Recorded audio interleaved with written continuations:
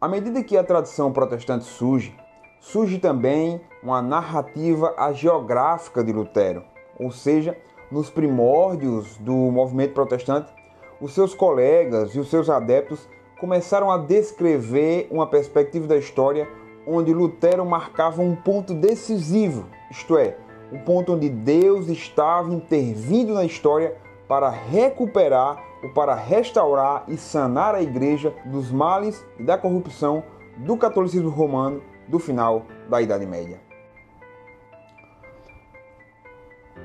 Ainda nas primeiras décadas do período da Reforma, alguns de seus amigos íntimos começaram a descrever a figura de Lutero como uma espécie de anjo suscitado pela providência divina para abater o anticristo de Roma, ou seja, uma referência direta ao Papa da Igreja Romana. Inclusive, na comemoração do primeiro centenário da Reforma, Lutero foi memorado e comparado à figura de Moisés, porque estava abrindo um novo caminho para a libertação espiritual através da verdadeira doutrina implementada na Reforma e suplantando assim a superstição e a falsificação do Evangelho que o catolicismo romano, durante a Idade Média, havia pregado e implantado na cabeça dos fiéis. Como afirma o historiador Jean Delumeau, até o século XX, as narrativas emanadas de dentro do protestantismo construíram uma figura de Lutero em termos estritamente geográficos, de modo que algumas delas chegavam até mesmo a considerar Lutero como uma espécie de semideus. E dentro de uma perspectiva católica,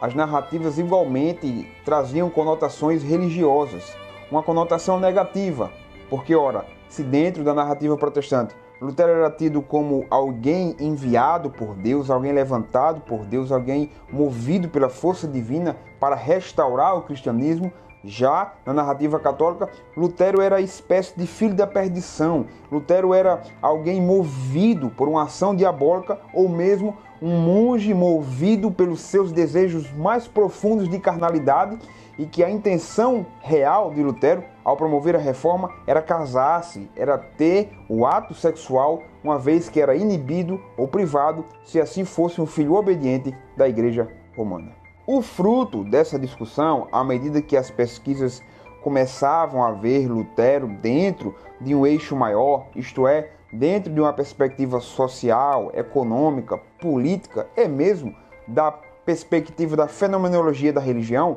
Lutero, então, era questionado e debatido entre os historiadores a partir do seguinte questionamento: a personalidade de Lutero foi o ponto decisivo para provocar a reforma? Historiadores que trabalham a reforma, como Patrick Collison e Philip Schaeffer, defendem que a figura, a personalidade e as características pessoais de Lutero estavam tão intrinsecamente atreladas ao movimento da reforma que seria impossível imaginar, pensar ou mesmo falar em uma reforma em termos protestantes sem a figura de Lutero. Lutero, portanto, continua sendo para alguns historiadores não só o homem que liderou a reforma, mas a causa da reforma em si mesma.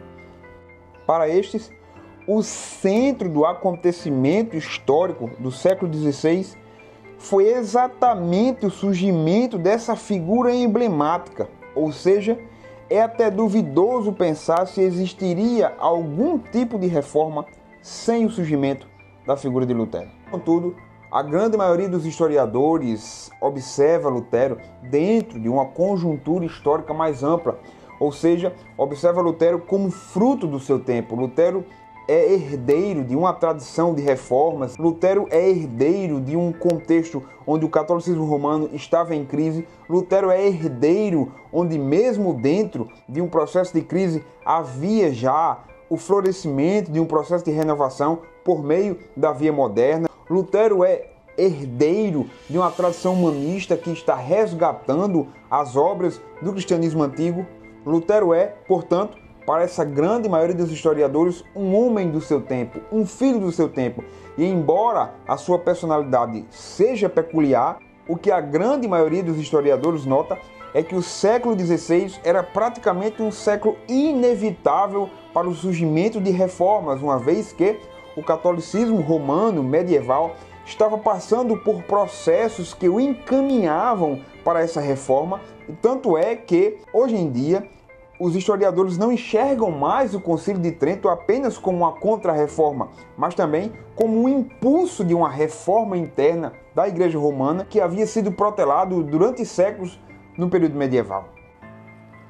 Fora a reforma, então, obra da personalidade, do caráter impetuoso e da genialidade de Lutero? Ou as reformas protestantes surgem como fruto de um amplo e complexo processo histórico que estava se desencadeando ao longo dos últimos séculos do período medieval? Deixe aqui a sua opinião.